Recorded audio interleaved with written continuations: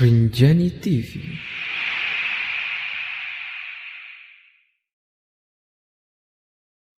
Alhamdulillah, wassalatu wassalamu ala rasulillah wa ala alihi wa sahbihi wa man ihtada bihudah. Amma ba'd, faqad anzala Allah tabaraka wa ta'ala kitabahu al-'azim litadabburihi. Qala jalla wa ala: kitabun anzalnahu ilayka mubarakun liyadabbaru ayatihi. ودعانا ربنا تبارك وتعالى لتدبر كتابه، فقال جل وعلا: أفلا يتدبرون القرآن. وأجل ما تدبر وأحب كلام الله إلى الله ما فيه بيان توحيده وبيان ما يجب له تبارك وتعالى، ما فيه ثناء عليه جل وعلا.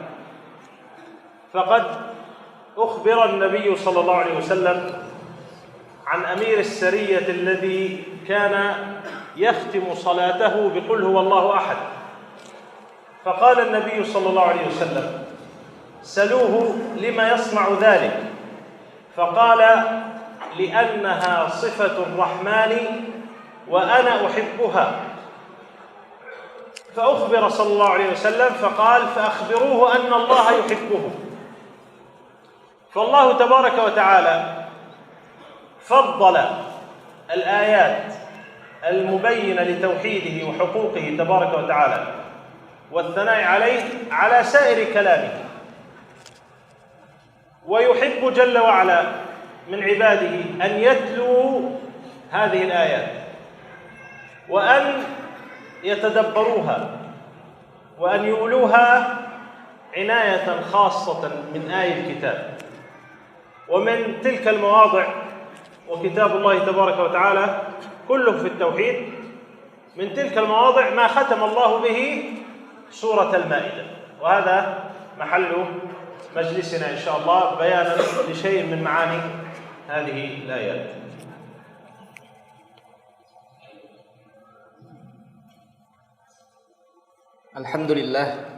Alhamdulillahi Rabbil Alamin, wassalatu wassalamu ala rasulina al-amin wa ala alihi wa sahbihi wa man tabi'ahum bi ihsanin ila yaumiddin. Amma ba'd. Hadirin yang dimuliakan oleh Allah Azza wa Jalla, di sini Syekh Hafizahullah Ta'ala menerangkan bahwasanya Allah tidaklah menurunkan kitab sucinya, Allah tidaklah menurunkan Al-Quranul Karim melainkan untuk kita semua renungi, untuk tadabburi kandungan isinya, apa yang ada di dalamnya. Sebagaimana firman Allah Subhanahu wa taala yang berbunyi, kitabun anzalnah, kitab yaitu Al-Quran yang telah kami turunkan agar kalian mentadabburinya. Begitu pula Allah Azza wa Jalla menyuruh kita semua, memerintahkan kita semua untuk mentadabburi ayat-ayat yang ada di dalam Al-Quran. Sebagaimana firman Allah Subhanahu wa ta'ala, afala yatadabbaruna al-Quran, tidakkah mereka mentadabburi, menghayati isi yang terkandung di dalam Al-Quran. Hadirin yang dimuliakan oleh Allah Azza wa Jalla. Kemudian Syekh Hafizahullah Ta'ala menerangkan bahwasanya di antara hal yang paling utama, yang paling afdol untuk ditadabburi adalah apa saja yang berisi tentang tauhid Allah Azza wa Jalla. Yang paling utama untuk kita tadabburi bersama adalah ayat-ayat yang berkaitan tentang ketauhidan kepada Allah Azza wa Jalla, yang menerangkan sifat-sifat Allah, yang menerangkan pujian-pujian terhadap Allah Azza wa Jalla.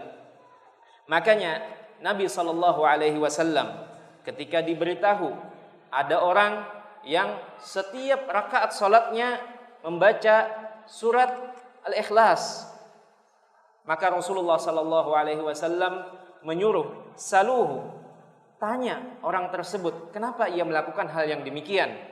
Jadi setiap sholat ia tidak ketinggalan untuk membaca surah Al-Ikhlas.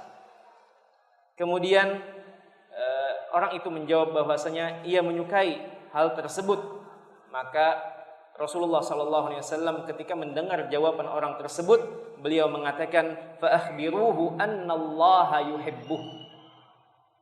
Kabarkan, kasih tahu orang tersebut bahwasanya begitu pula Allah mencintainya, Allah menyukainya.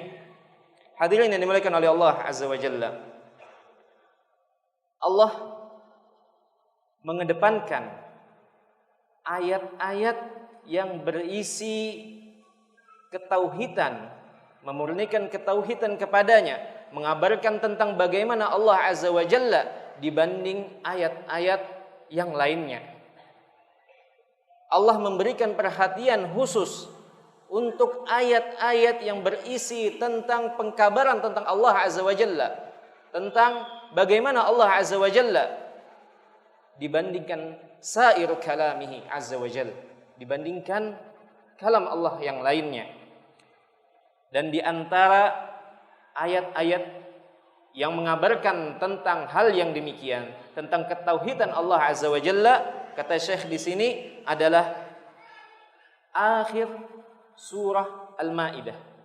Di akhir surah Al-Maidah, Allah mengkhatamkan atau mengakhiri surah tersebut dengan ayat yang berisi gambaran atau pengkabaran tentang bagaimana Allah Azza wa Jalla, berisi tentang tauhid untuk Allah Azza wa Jalla. يقول الله تبارك وتعالى مخاطبا عيسى عليه الصلاة والسلام: وإذ قال الله يا عيسى ابن مريم أأنت قلت للناس اتخذوني وأمي إلهين من دون الله قال سبحانه. أي واذكر يا رسول الله يا محمد إذ قال الله يا عيسى ابن مريم. وهذا في أرجح أقوال المفسرين يكون يوم القيامة، يقول الله ذلك لعيسى عليه الصلاة والسلام مقرعا لمن عبده من النصارى وموبخا لهم. يقول الله مخاطبا عيسى ويريد جل وعلا تقريع عابديه الذين عبدوه من دون الله تبارك وتعالى، قالوا إنه ابن الله أو هو الله أو ثالث ثلاثة والعياذ بالله. يقول الله جل وعلا في آية فيها شيء يشير إلى نحو هذا المعنى، يقول الله جل وعلا: وإذا الموءودة سئلت بأي ذنب قتلت. تسأل الموءودة توبيخا لقاتلها. إذا كانت الموءودة ستسأل بأي ذنب قتلت فما حال قاتلها والعياذ بالله. يقول الله لعيسى: أأنت قلت للناس اتخذوني وأمي إلهين من دون الله قال سبحانه. وهنا في هذه الآية وفي غيرها من الآيات ينسب الله تبارك وتعالى عيسى إلى أمه مريم ليرد في ذلك جل وعلا على طائفتين: على النصارى الذين نسبوه إلى الله وجعلوه والعياذ بالله جعلوه ابن الله، وليرد على اليهود الذين نسبوه إلى أب من البشر وطعنوا في عرض أمه قاتلهم الله. فالله ينسب عيسى إلى مريم إلى أمه ليرد على هاتين الطائفتين.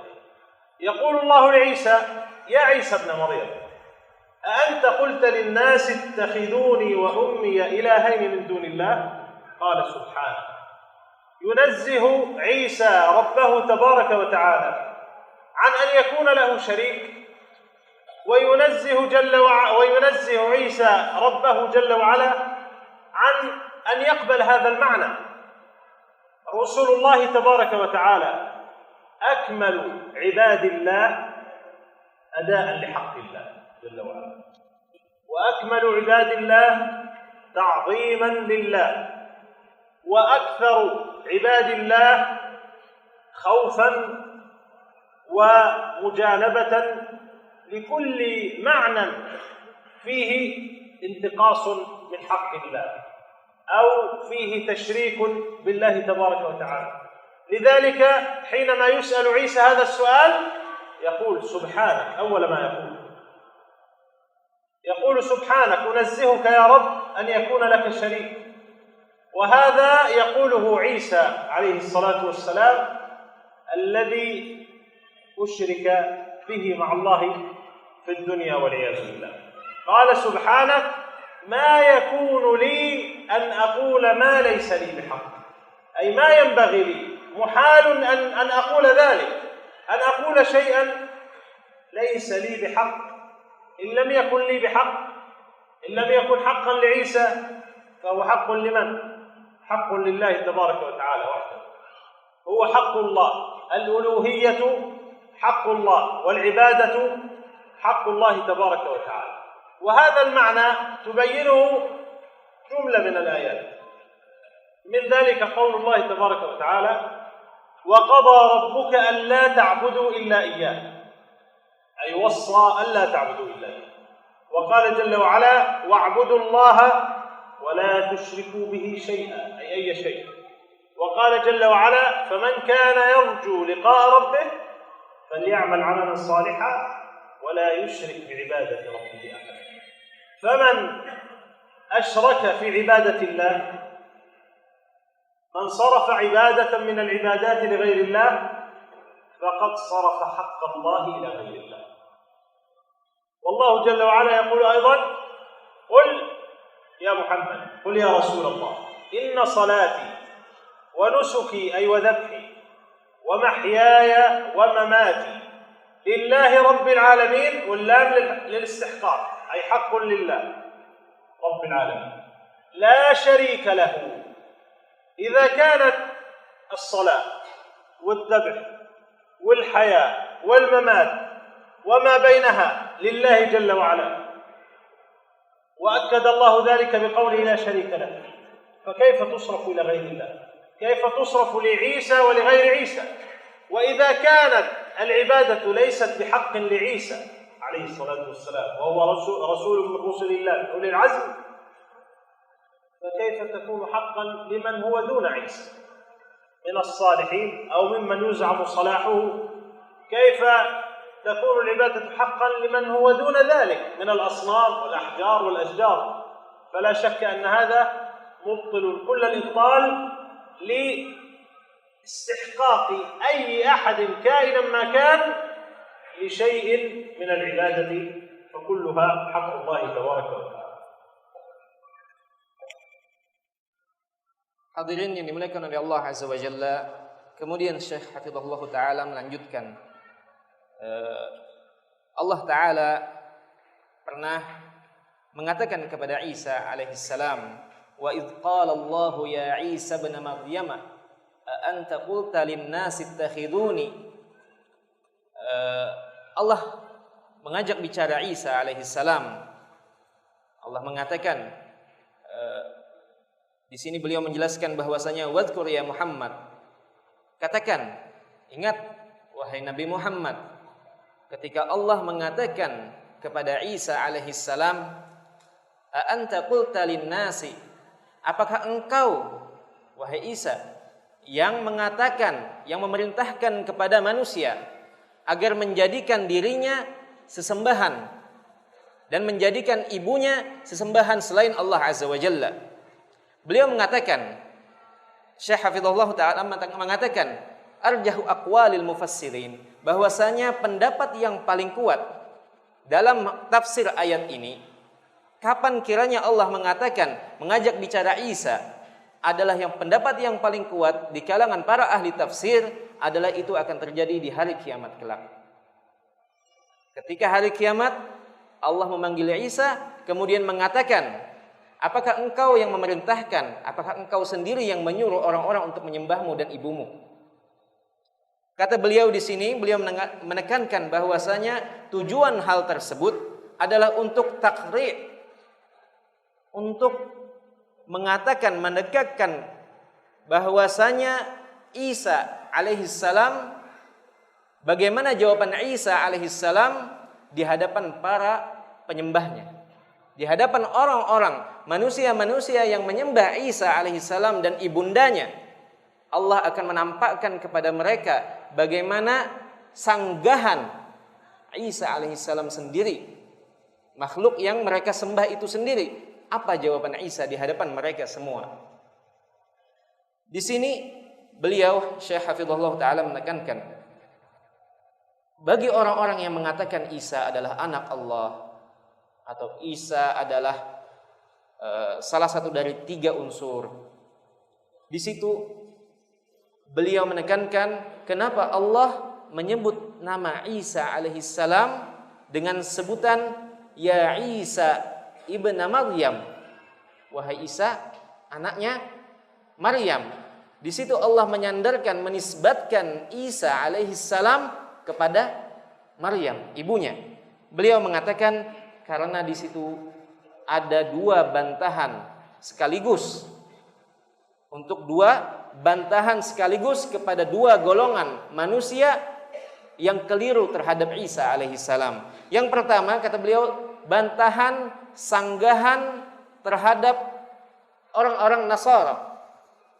Orang-orang yang Nasara yang menjadikan Isa atau menganggap Isa alaihissalam sebagai anak Tuhan. Di situ Allah menyanggah dengan menyandarkan Isa kepada Maryam. Ya Isa ibn Maryam, wahai Isa anaknya Maryam. Itu bantahan untuk kelompok yang pertama. Kelompok yang kedua, kata Syekh Hafizahullah Ta'ala, adalah untuk sanggahan kepada orang-orang Al-Yahud, orang-orang Yahudi yang menganggap Isa adalah anak dari manusia, dari seorang lelaki, sebagai ta'an, sebagai celaan terhadap ibundanya, sebagai tuduhan keji kepada Maryam alaihissalam. Hadirin yang dimuliakan oleh Allah Azza wa Jalla, di sini kata Syekh Hafizahullah Ta'ala, jika di ayat yang lain hampir sama, wa idzal mau'udatu su'ilat bi ayyi dzambin qutilat, jika seandainya ada jiwa yang terbunuh, dia akan ditanyakan, kenapa engkau dibunuh? Maka begitu pula persis seperti ayat di sini, di mana Allah menanyakan kepada Isa, kenapa engkau disembah? Apakah engkau yang memerintahkan? Maka di situ akan nampak sanggahan langsung dari orang yang disembah terhadap orang-orang yang menyembahnya. Hadirin yang dimuliakan oleh Allah Azza wa Jalla, tentu jawaban dari Nabi Isa alaihissalam, beliau mensucikan Allah, mensucikan Allah dari adanya syarik, adanya zat yang menyertai Allah dalam kekhususan atau keberhakan untuk diibadahi. Hadirin yang dimuliakan oleh Allah Azza wa Jalla, Syekh Hafizahullah Ta'ala menekankan, perlu diingat, perlu dicatat bahwasanya para rasul adalah akmalu ibadillah, adalah hamba-hamba Allah yang paling sempurna di dalam menunaikan hak-hak Allah, dalam menunaikan hak-hak Allah. Mereka para rasul juga merupakan hamba-hamba Allah yang paling sempurna pengetahuannya dalam mengenal Allah Azza wa Jalla. Dan mereka para rasul juga merupakan hamba-hamba Allah yang paling sempurna dalam ketakutan mereka untuk mengurangi atau mencela ataupun hal-hal yang berisi pengurangan terhadap hak-hak Allah Azza wa Jalla atau kesempurnaan Allah Azza wa Jalla. Mereka lah hamba-hamba Allah yang paling sempurna. Oleh karena itu kata beliau, jawaban Isa alaihissalam, subhanak, maha suci engkau. Di sini Isa alaihissalam mensucikan Allah. Tidak mungkin Allah memiliki sekutu atau yang menyertai Allah Azza wa Jalla dalam mengatur semesta ini. Ma yakunu li an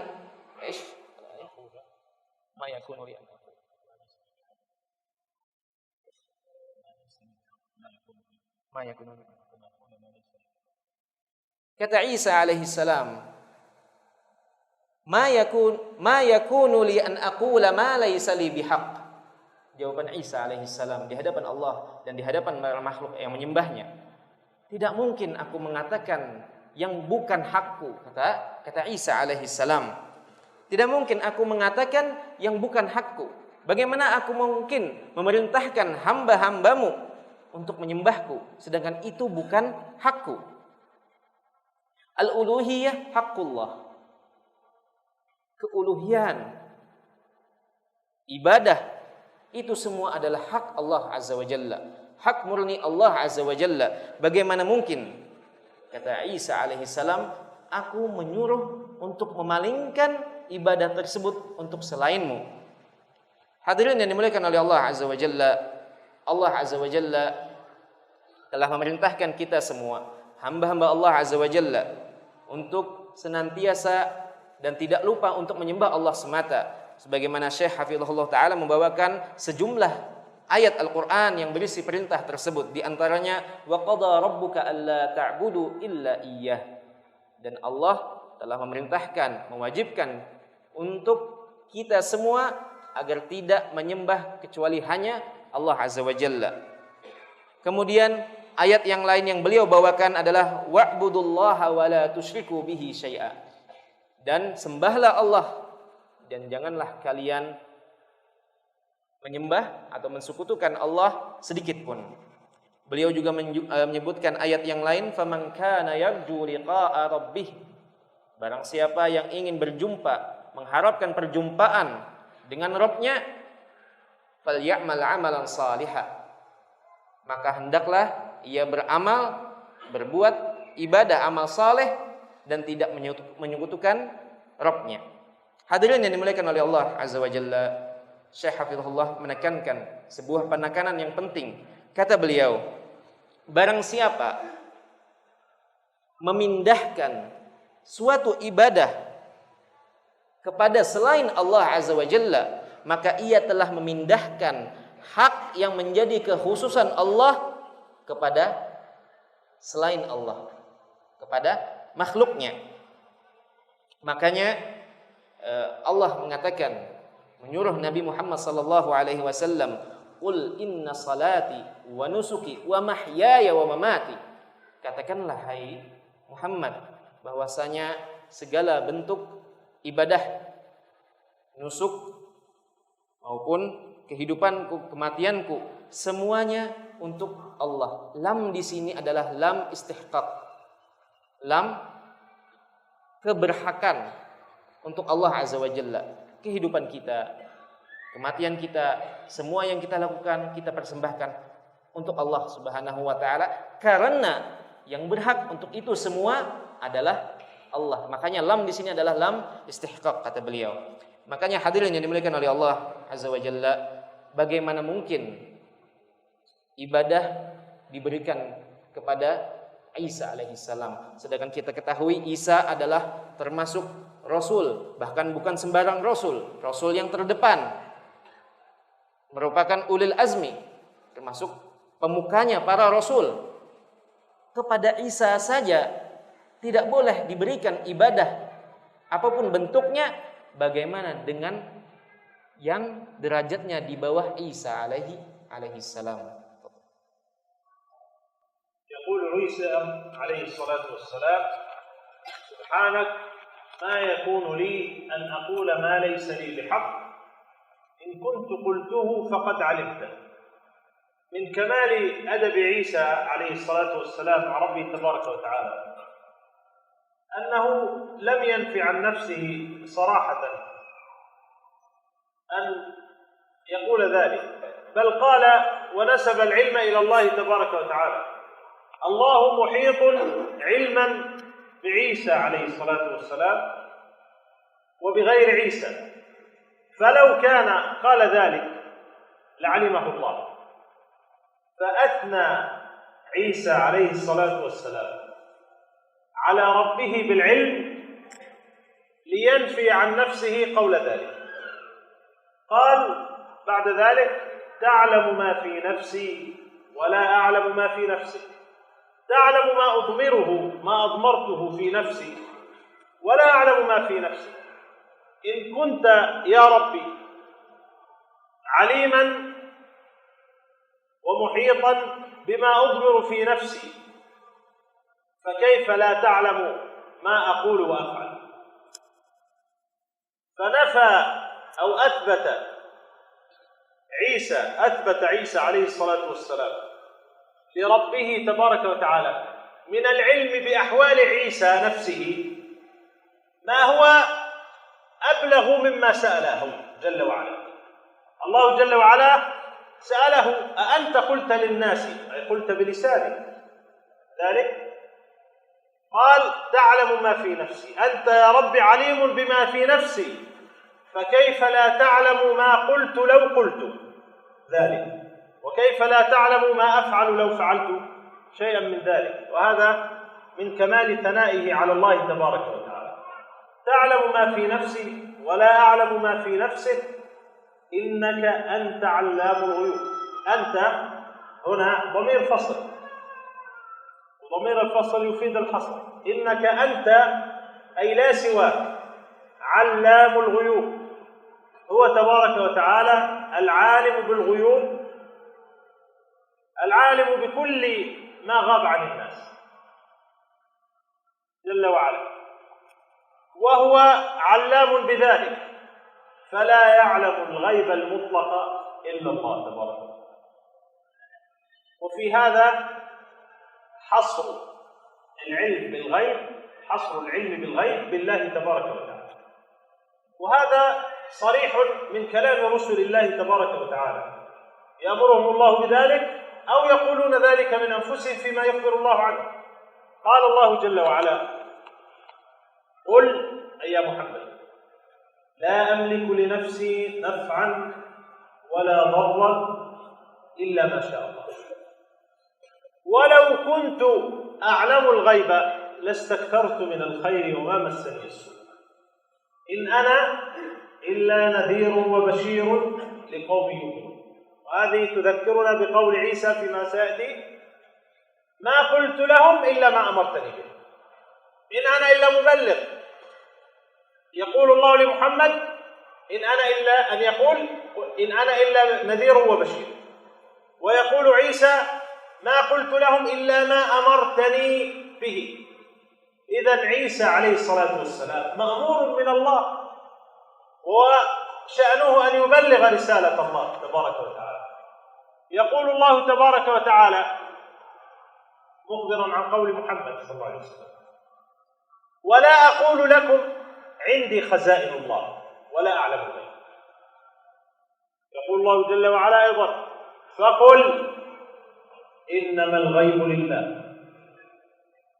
وأخبر عن ملائكته جل وعلا أنهم يقولون: سبحانك لا علم لنا إلا ما علمتنا.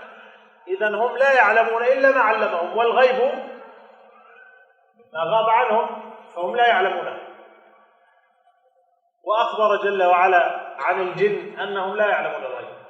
إذن علم بذلك أن الله تبارك وتعالى هو المتفرد بعلم الغيوب.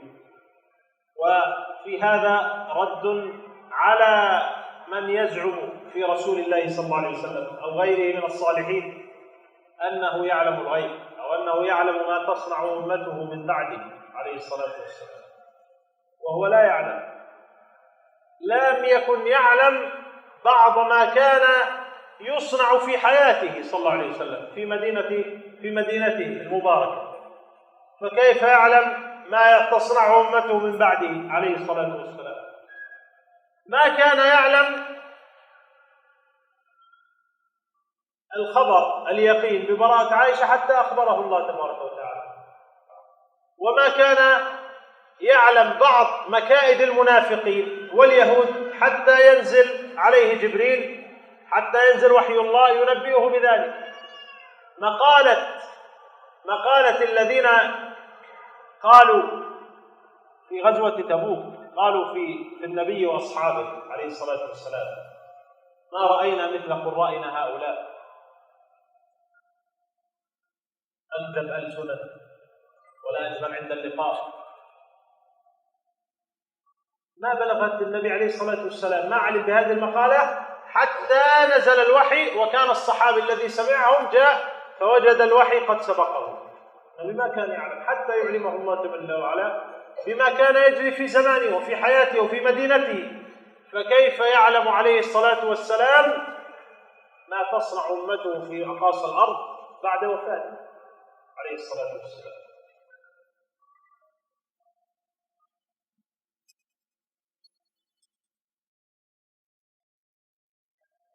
Hadirin yang dimuliakan oleh Allah Azza wa Jalla. Kemudian Syekh melanjutkan ayat di mana Allah Azza wa Jalla mengajak bicara Isa alaihi salam. Beliau melanjutkan membacakan sanggahan atau pernyataan Isa alaihi salam. In kuntu qultuhu faqad alimta. Kata Isa alaihi salam menyanggah, ya Allah, jika seandainya aku memang benar mengatakan hal yang demikian, maka engkau telah mengetahuinya. Di sini, di antara bentuk kesempurnaan adab Isa alaihi salam, Nabi Isa alaihi salam di hadapan Allah Azza wa Jalla, beliau tidak mengatakan dengan langsung mengatakan tidak. Tetapi Isa alaihi salam dengan penuh adab mengatakan, wahai Allah, engkau lebih tahu jika seandainya aku mengatakan yang demikian. Isa alaihi salam tidak langsung menyanggahnya, tetapi menyandarkan pengetahuan tersebut kepada Allah Azza wa Jalla, menyandarkan ilmu tersebut kembali kepada Allah. Engkau lebih mengetahui hal tersebut jika seandainya aku memang mengatakan dan memerintahkan yang demikian. Kata beliau di sini, itu di antara kesempurnaan bentuk adab Nabi Isa alaihi salam di hadapan Allah. Makanya beliau mengatakan di sini, Syekh Hafizahullah taala, di situ Nabi Isa alaihi salam menyertakan kamalus sana, kesempurnaan pujian kepada Allah Azza wa Jalla dengan menyandarkan mengetahui hal tersebut kepada Allah Azza wa Jalla. Bisa saja Isa alaihi salam mengatakan tidak, tetapi di sini dengan penuh adab Isa mengatakan, in kuntu qultuhu faqad alimta. Jika aku memang mengatakan demikian, tentu engkau lebih dahulu mengetahuinya. Hadirin yang dimuliakan oleh Allah Azza wa Jalla. Kemudian penggalan atau sanggahan selanjutnya, ta'lamu ma fi nafsi wa la a'lamu ma fi nafsik. Nabi Isa mengatakan, setelah mengatakan yang demikian, engkau mengetahui apa yang ada di dalam hatiku, sedangkan aku tidak mengetahui apa yang ada di dirimu. Di sini Syekh mencoba menjelaskan bahwasanya Nabi Isa alaihi salam di hadapan orang-orang yang menyembahnya, ketika ditanyai oleh Allah Azza wa Jalla apakah ia yang memerintahkan mereka untuk menyembahnya, kemudian dibantah oleh Nabi Isa alaihi salam. Kata Nabi Isa, ya Allah, engkau mengetahui apa yang ada di dalam hatiku. Apa yang ada di dalam hatiku saja engkau mengetahuinya. Bagaimana dengan apa yang ku ucapkan? Bagaimana dengan apa yang aku ucapkan? Tentu engkau lebih tahu. Perkara dalam hati saja Allah Azza wa Jalla mengetahuinya. Ini maksud Nabi Isa alaihi salam. Ya Allah, engkau mengetahui apa yang ada dalam hatiku. Tentu saja apa yang keluar dari lisanku, engkau pasti lebih mengetahuinya. Di sini yang ditujukan dari jawaban sanggahan Nabi Isa adalah untuk sanggahan kepada orang-orang yang menyembahnya. Makanya di situ Nabi Isa alaihissalam mengatakan, ta'lamu ma fi nafsi wa la a'lamu ma fi nafsik. Engkau mengetahui apa yang ada dalam hatiku, sedangkan aku tidak mengetahui apa yang ada pada dirimu. Innaka anta 'allamul ghuyub. Sungguhnya engkau, kata Nabi Isa, adalah 'allamul ghuyub, yang maha mengetahui segala perkara yang gaib. Di sini Syekh Hafizahullah taala memberikan catatan sedikit mengenai anta, lafaz dari anta. Beliau mengatakan di situ anta di situ innaka anta 'allamul ghuyub. Memberikan beliau catatan kecil di situ. Itu adalah dhamir al-fasl. Dhamir yang digunakan untuk memisah. Dhamir fasl tujuannya atau di antara manfaatnya adalah untuk al-hasr, untuk mengkhususkan, untuk membatasi. Artinya, kata beliau di sini, Allah Azza wa Jalla, hanya satu-satunya Allah Azza wa Jalla yang mengetahui segala perkara yang gaib. Apa perkara yang gaib? Kata beliau, Syekh Hafizahullah Ta'ala menerangkan, ma ghaba 'anin nas, segala sesuatu yang bersifat gaib bagi kita, bagi manusia. Oleh karena itu kata beliau, al-ghaibu al-mutlaq, mengetahui perkara gaib secara mutlak itu hanya Allah Azza wa Jalla. Hanya Allah yang mengetahui perkara gaib secara mutlak. Makanya di situ dhamir tersebut menunjukkan, membatasi bahwasanya yang mengetahui perkara-perkara gaib itu hanya engkau, kata Nabi Isa alaihi salam. Makanya Syekh Hafizahullah Ta'ala membawakan ayat yang lain yang di situ menunjukkan bahwasanya Allah memerintahkan Nabi Muhammad sallallahu alaihi wasallam untuk mengatakan, qul la amliku li nafsi naf'a wa la dharra. Katakanlah, hai Nabi Muhammad, bahwasanya aku tidak memiliki atau tidak bisa mendatangkan manfaat maupun mudarat. Jika seandainya aku mengetahui perkara yang gaib, maka aku akan memperbanyak amalan. Kemudian Syekh Hafizahullah Ta'ala kembali melanjutkan. Artinya beliau mencoba membawakan bahwasanya persamaan antara Nabi Isa alaihissalam dengan Nabi Muhammad sallallahu alaihi wasallam adalah sama-sama, meskipun mereka adalah seorang rasul, seorang utusan, bahkan bukan sembarang utusan, utusan pemuka para utusan. Mereka saja tidak mengetahui perkara-perkara gaib kecuali yang dikabarkan oleh Allah Azza wa Jalla. Kecuali hal-hal yang dikabarkan oleh Allah Azza wa Jalla. Adapun selain itu mereka tidak mengetahuinya. Dalam ayat yang lain Allah juga menerangkan, menceritakan tentang Nabi Isa alaihi salam, ma qultu lahum illa ma amartani bih. Artinya Nabi Isa mencoba menjelaskan bahwasanya aku tidaklah memerintahkan mereka kecuali dengan apa yang engkau perintahkan, kecuali dengan apa yang engkau suruh. Nabi Isa tidak memerintahkan mereka dengan semaunya, akan tetapi beliau memerintahkan orang-orang tersebut dengan apa yang Allah perintahkan, dengan apa yang Allah suruh Nabi Isa untuk disampaikan dan untuk disampaikan. Hadirin yang dimuliakan oleh Allah Azza wa Jalla. Begitu pula ayat-ayat yang menerangkan tentang ketidaktahuan seorang Rasul Nabi Muhammad SAW terhadap perkara-perkara gaib. Di sini beliau menjelaskan atau menyebutkan sejumlah ayat. Kita singkat saja. Di situ beliau menjelaskan bahwasanya termasuk juga para malaikat, para jin, mereka juga tidak mengetahui perkara-perkara yang gaib. Intinya beliau menekankan bahwasanya Allah Al-Mutafarrid, Allah adalah satu-satunya yang mengetahui segala perkara-perkara gaib. Bahkan para malaikat, jin, bahkan para rasul pun mereka tidak mengetahui perkara gaib secara mutlak. Oleh karena itu kata beliau di situ dalam menafikan adanya makhluk yang mengetahui perkara gaib, ada bantahan, ada sanggahan yang meyakini bahwasanya Rasul sallallahu alaihi wasallam mengetahui perkara-perkara gaib.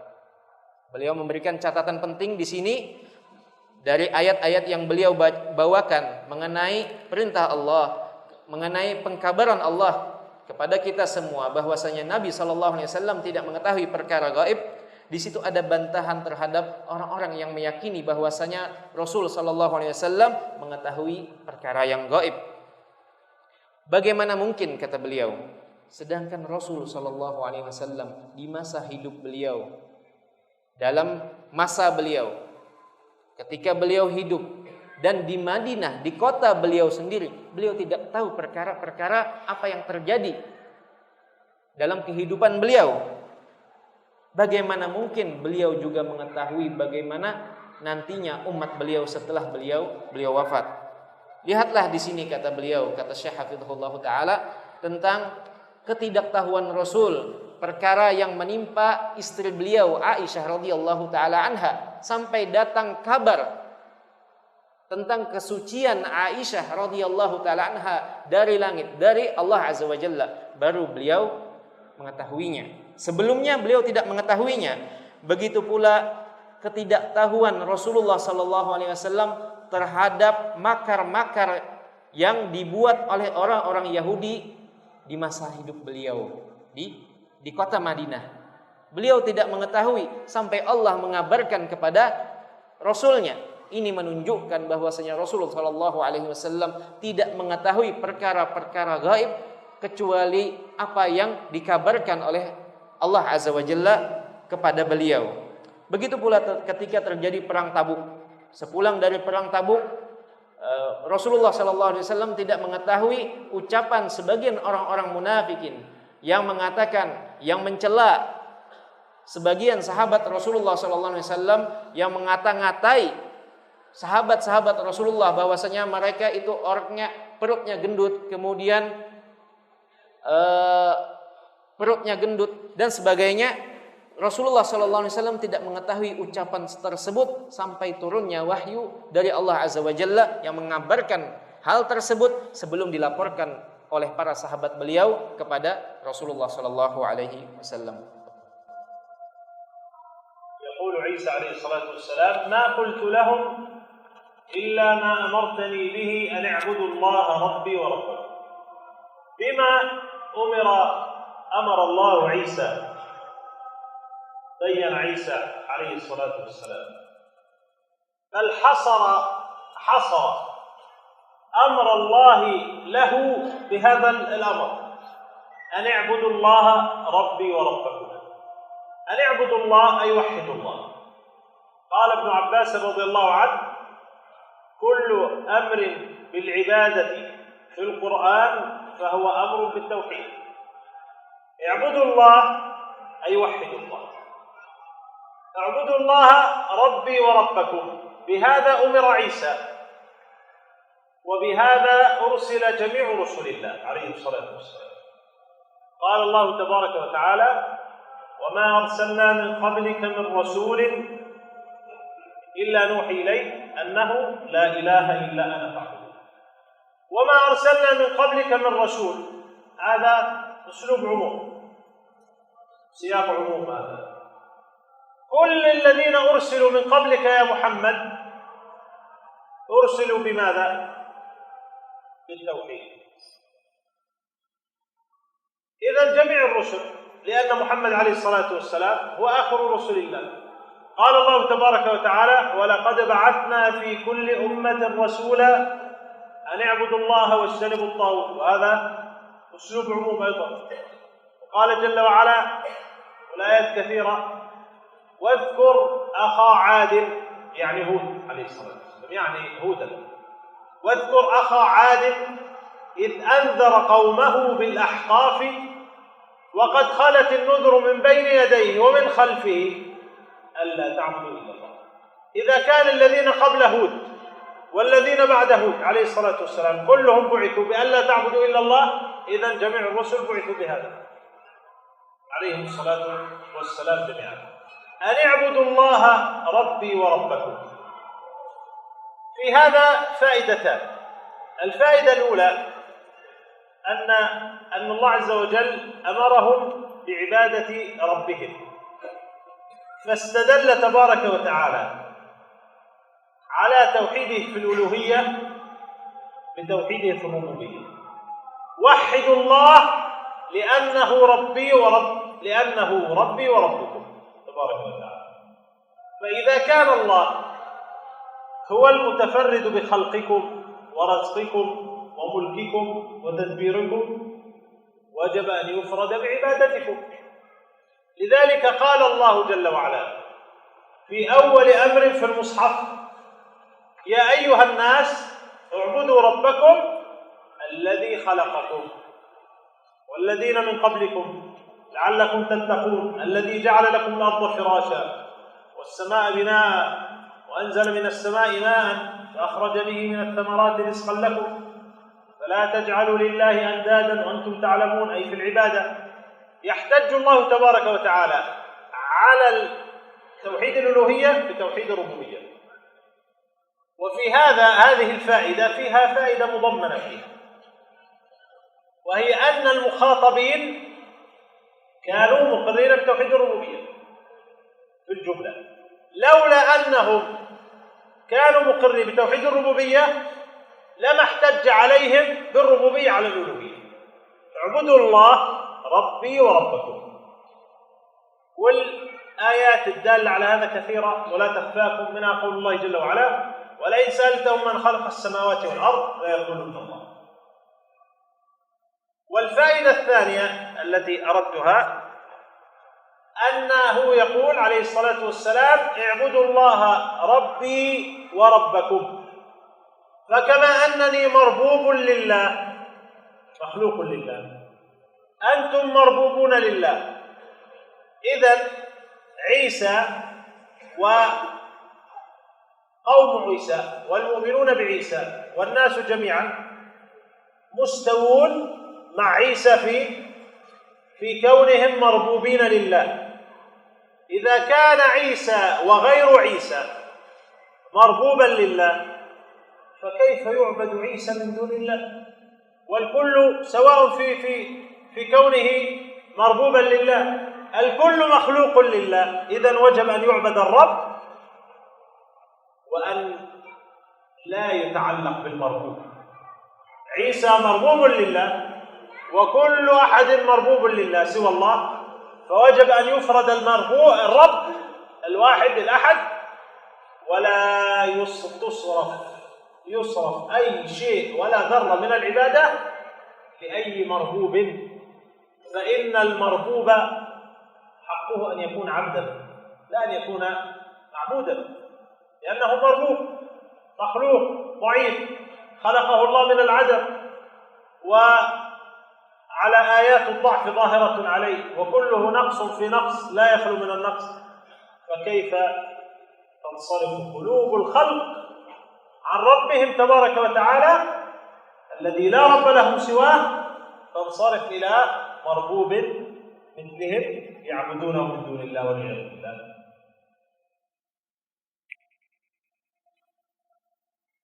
Hadirin yang dimuliakan oleh Allah Azza wa Jalla, Syekh Hafizahullah Ta'ala kemudian melanjutkan ucapan Isa, sanggahan Isa di hadapan Allah Azza wa Jalla dan di hadapan orang-orang yang menyembahnya. Isa mengatakan, "Ma qultu lahum illa ma amartani bihi." Ya Allah, aku tidaklah mengatakan, memerintahkan mereka semua kecuali dengan apa yang Engkau perintahkan. Ani'budullaha rabbi wa rabbakum. Supaya mereka menyembah Allah Azza wa Jalla, yang mana Allah adalah Rabbku dan Rabb kalian. Artinya Nabi Isa alaihi salam mengatakan kepada kaumnya, memerintahkan kaumnya untuk menyembah Rabb Isa alaihi salam dan juga Rabb mereka. Hadirin yang dimuliakan oleh Allah Azza wa Jalla, maksud dari ani'budullaha rabbi wa rabbakum, dari ucapan atau sanggahan Isa alaihi salam, Nabi Isa, maksudnya adalah Nabi Isa diperintahkan Allah Azza wa Jalla agar Nabi Isa menyampaikan kepada kaumnya, agar Nabi Isa memerintahkan kaumnya untuk mereka menyembah Allah semata. Artinya supaya mereka mentauhidkan Allah Azza wa Jalla. Ibnu Abbas radhiyallahu taala anhuma, Ibnu Abbas mengatakan, setiap perintah yang di situ berisi perintah untuk menyerahkan ibadah, mempersembahkan ibadah untuk Allah Azza wa Jalla, maka perintah terhadap ibadah tersebut juga merupakan perintah untuk memurnikan Allah Azza wa Jalla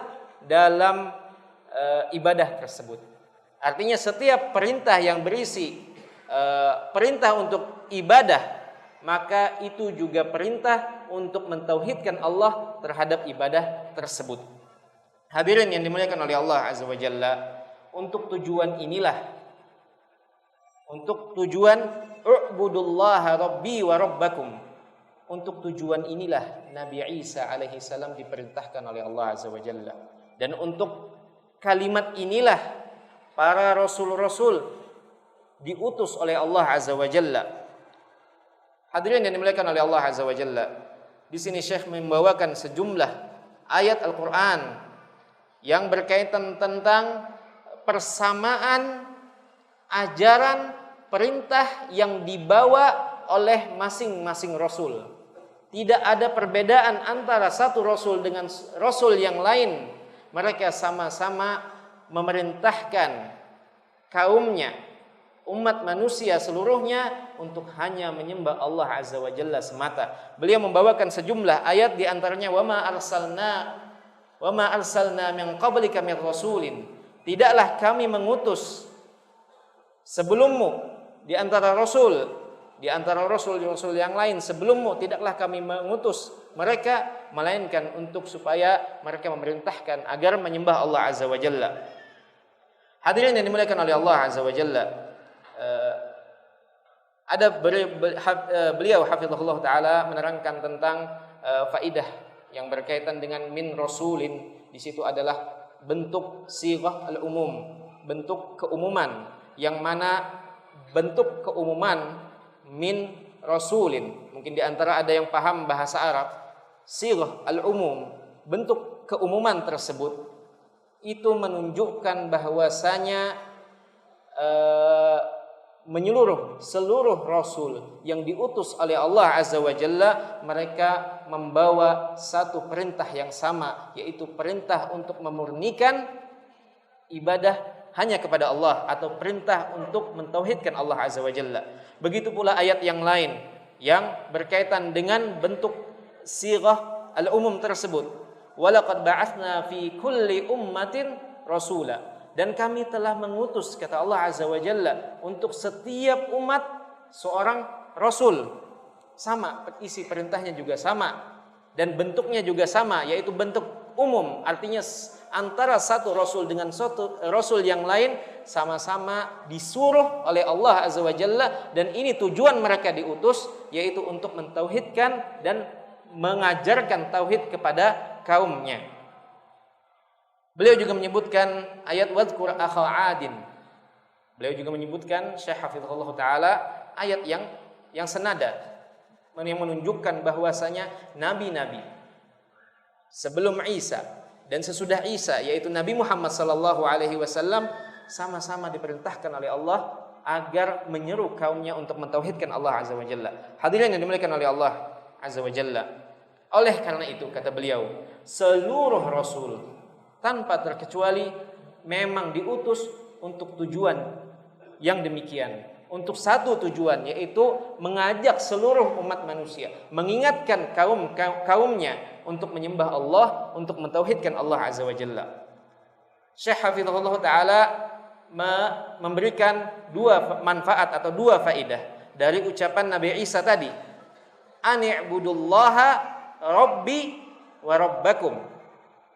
Ucapan Nabi Isa alaihissalam di hadapan Allah dan di hadapan orang-orang yang menyembahnya, supaya tidaklah aku diperintahkan kecuali apa yang engkau perintahkan kepadaku, yaitu supaya aku menyuruh kaumku, menyuruh mereka untuk menyembah Allah Azza wa Jalla, yang mana Allah adalah Rabbku kata Nabi Isa, dan juga Rabb mereka. Artinya sembahlah Allah, yang mana Allah adalah Rabbku dan Rabb kalian. Dalam ucapan tersebut, kata Syekh hafizahullah, ada dua faedah. Ada dua faedah yang berharga. Yang pertama, kata beliau, di situ Allah memerintahkan untuk ibadah tersebut dipersembahkan hanya untuk Allah. Ini faedah yang pertama. Faedah dari kalimat tersebut, ani'budullaha rabbi wa rabbakum. Faedah yang pertama, di situ Allah menegaskan dan memerintahkan agar segala bentuk ibadah hanya diberikan dan hanya diperuntukkan kepada Allah Azza wa Jalla. Di sini kata beliau, Allah memakai hujjah, memakai istidlal, bentuk pendalilan dengan menggunakan rububiyahnya untuk tujuan uluhiyah Allah. Menggunakan rububiyah Allah untuk uluhiyah Allah. Apa maksudnya? Syekh Hafizullah menjelaskan, jika Allah Azza wa Jalla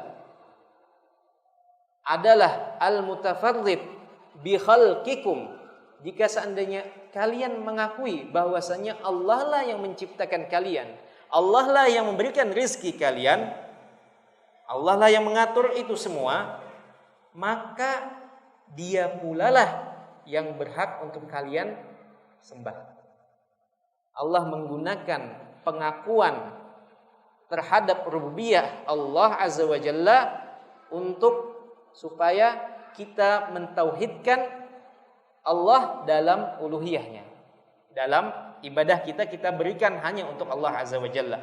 Itu faedah yang pertama. Makanya dalam perintah pertama kali yang ada di dalam Al-Quran, perintah pertama yang ada di dalam Al-Quran adalah firman Allah yang berbunyi, Ya ayyuhan nasu u'budu rabbakumul ladzi khalaqakum walladzina min qablikum. Perintah pertama yang ada di Al-Quran adalah perintah Allah, wahai manusia sekalian, sembahlah Allah yang telah menciptakan kalian dan orang-orang sebelum kalian. Itu juga hampir mirip dengan apa yang diucapkan oleh Nabi Isa dalam ucapan beliau tadi, ani'budullaha rabbi wa rabbakum.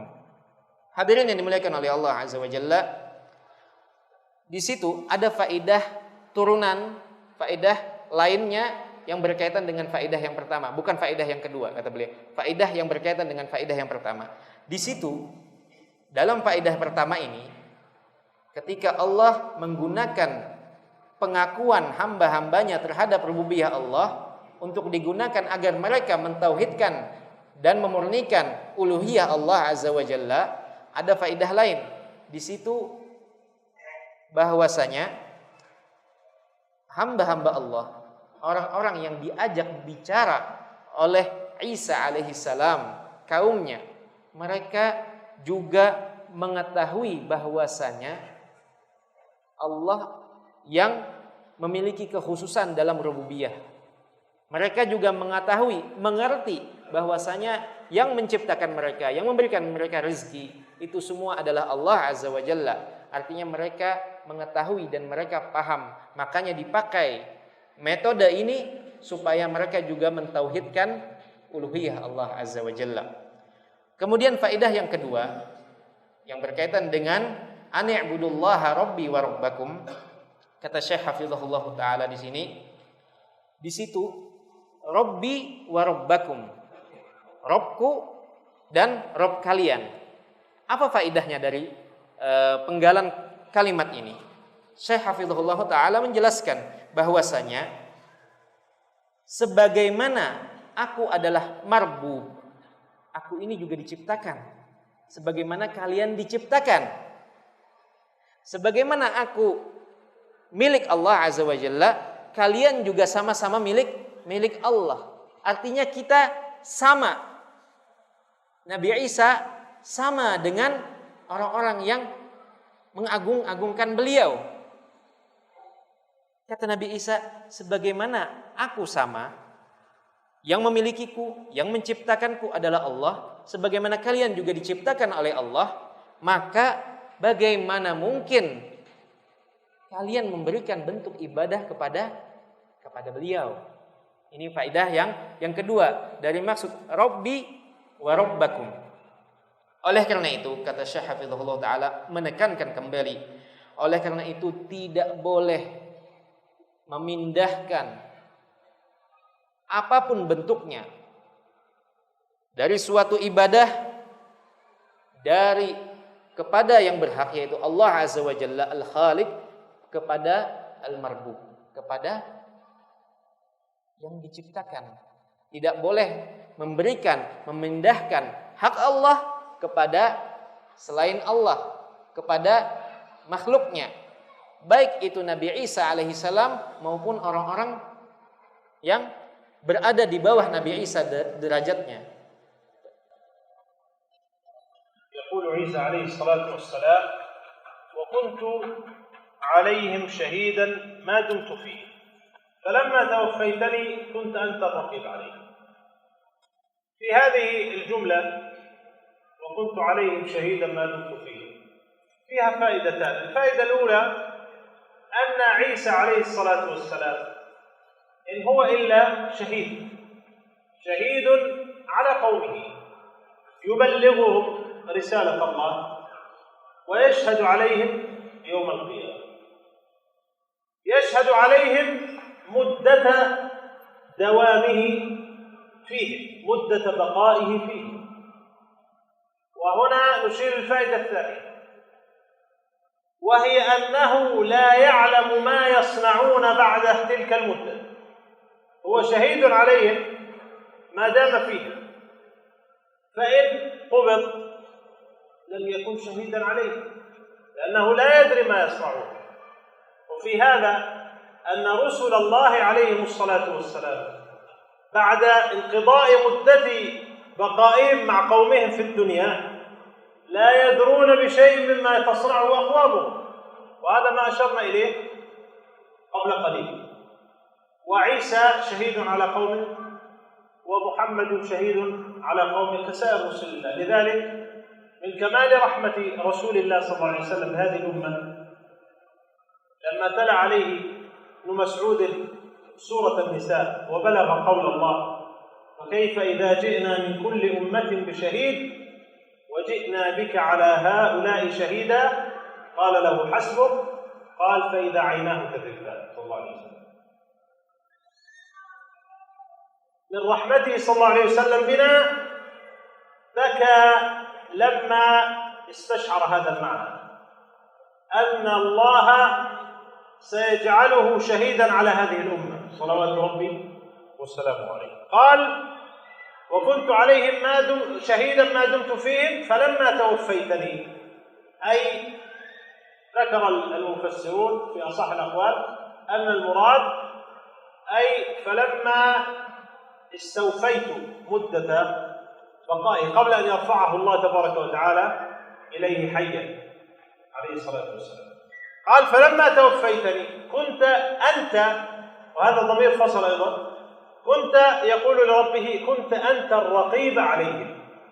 وفرق بين الشهيد والرقيب: الرقيب يحكم، أما الشهيد فهو مجرد شهيد لا يصنع إلا الشهادة. فلما ذكر عيسى الشهادة وأضافها إلى الله ماذا قال؟ لما ذكر الشهادة ماذا قال؟ وأنت على كل شيء شهيد. عيسى شهيد على قومه متى؟ مدة دوامه فيه، مدة بقائه. أما الله جل وعلا فهو شهيد على كل شيء، شهيد على قوم عيسى قبل وجود عيسى وبعد وجوده وبعد رفعه وبعد أن يموت، وعلى الخلق أجمعين الله شهيد عليهم جميعا. فظهر الفارق العظيم بين وصف عيسى لنفسه ووصفه لربه، وكلها أوصاف تبين تفرد الله تبارك وتعالى وجوب تفرد الله تبارك وتعالى بالتعلق، أنه ليس لأحد أن يتعلق بغير الله تبارك وتعالى. فإن كل ما يظنه الناس في غير الله موجبا للتعلق كلها أمور منقطعة.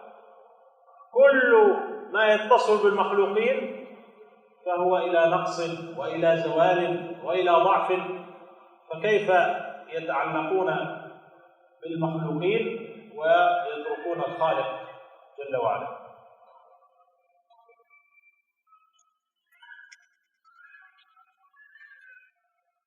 Hadirin yang dimuliakan oleh Allah Azza wa Jalla, kembali beliau melanjutkan bahasan yang berkaitan dengan hal ini. Beliau melanjutkan dan membacakan wa kuntu alaihim syahidan ma dumtu fihim. Ucapan Nabi Isa alaihi salam, dan aku menjadi saksi atas mereka ma dumtu fihim, selama aku masih berada di tengah-tengah mereka. Falamma tawaffaitani kunta antar raqiba alaihim, dan tatkala engkau telah mewafatkanku, artinya mengangkat Isa alaihi salam, maka engkaulah yang menjadi ar-raqib. Nanti akan beliau jelaskan makna dari ar-raqib ini.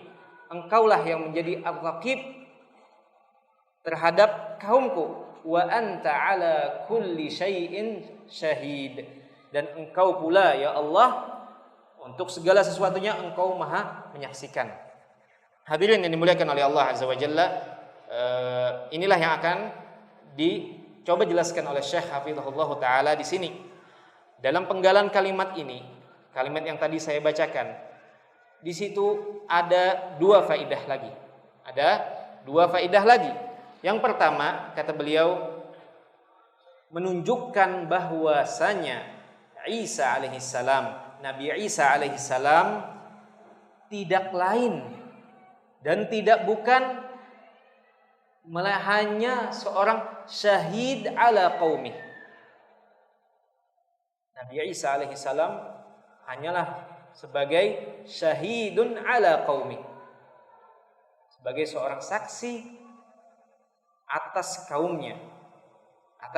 kaumnya, baik itu dalam hal apa-apa yang beliau telah diperintahkan untuk disampaikan, dan yang kedua, Nabi Isa akan menjadi saksi dan bersaksi di hari kiamat atas kaumnya. Jadi dalam dua hal, Nabi Isa alaihissalam akan menjadi saksi terhadap kaumnya dalam hal yang telah beliau sampaikan terhadap kaumnya. Kemudian nanti di hari kiamat beliau juga akan bersaksi, menjadi saksi atas kaumnya terhadap apa-apa yang mereka lakukan selepas Nabi Isa tidak lagi bersama mereka. Itu faedah yang pertama. Faedah yang kedua, hadirin yang dimuliakan oleh Allah Azza wa Jalla, adalah Nabi Isa alaihissalam la ya'lamu ma yasna'u qaumuh. Nabi Isa alaihissalam tidak mengetahui lagi apa yang diperbuat oleh kaumnya sepeninggal beliau. Maksudnya selepas beliau tidak lagi bersama kaumnya. Kalimat wa kuntu alaihim syahidan ma dumtu fihim, kalimat ini menunjukkan bahwasanya Nabi Isa menyanggah atau mengatakan bahwasanya beliau tidak mengetahui lagi apa yang diperbuat oleh kaumnya selepas beliau tidak lagi bersama kaumnya. Beliau akan menjadi saksi atas apa yang diperbuat kaumnya selama beliau masih bersama mereka. Tetapi ketika beliau tidak lagi bersama mereka, maka Nabi Isa tidak bersaksi. Makanya di penggalan selanjutnya, di situ Allah mengatakan tamma tawaffaitani.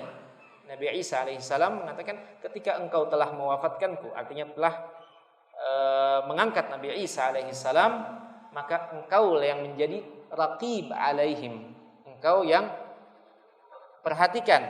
Nanti beliau akan menjelaskan makna perbedaan ar-raqib dengan syahid.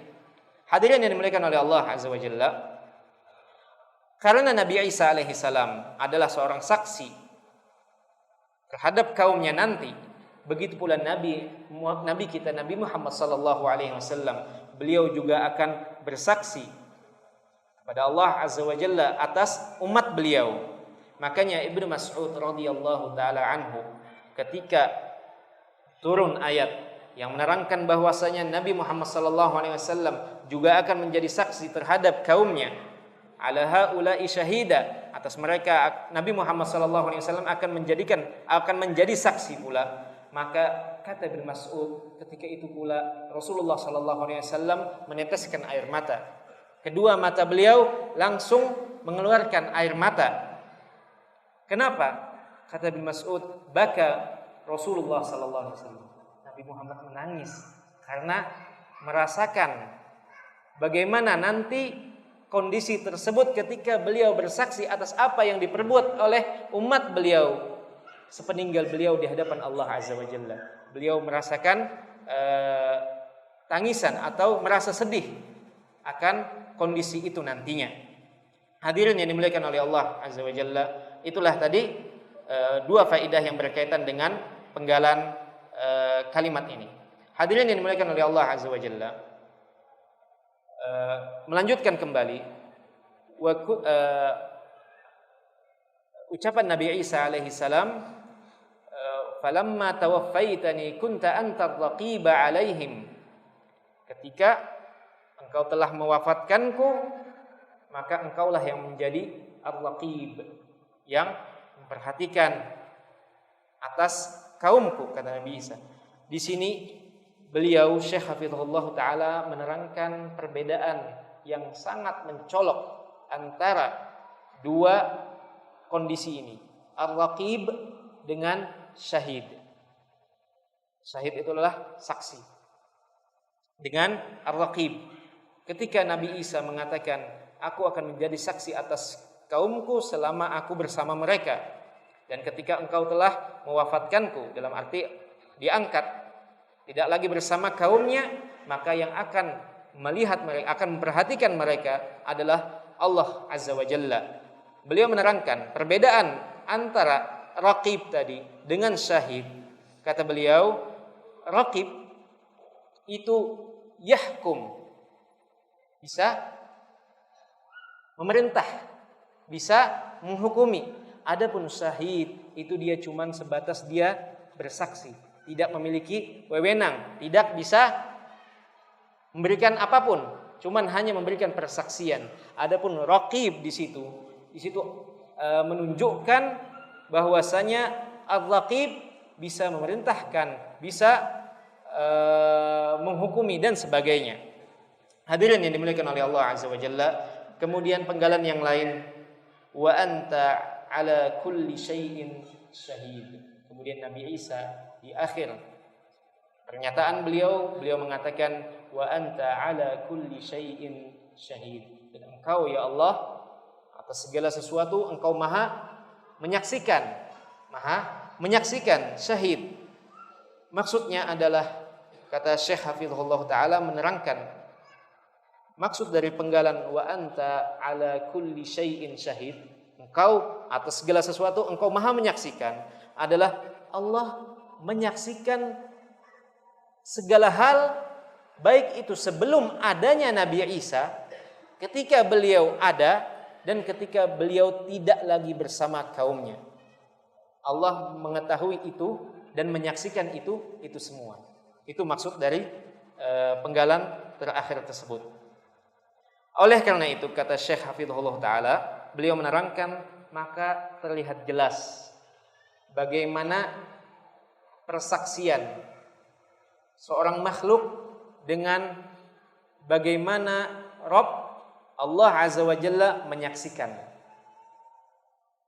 Seorang makhluk menyaksikan memiliki kesaksian yang terbatas, sedangkan Allah Azza wa Jalla mengetahui dan menyaksikan sebelum Nabi Isa ada di muka bumi, ketika beliau ada, dan ketika beliau tidak lagi bersama kaumnya. Sedangkan Nabi Isa hanya menyaksikan ketika beliau berada bersama kaumnya. Ketika tidak lagi bersama kaumnya, maka beliau tidak mengetahui apa-apa.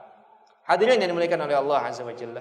Oleh karena itu, kata Syekh Hafizahullah Ta'ala, memberikan penekanan kembali, yang berhak satu-satunya untuk kita gantungkan, kita tujukan apa saja ibadah kita, itu kembali lagi hanya Allah Azza wa Jalla semata.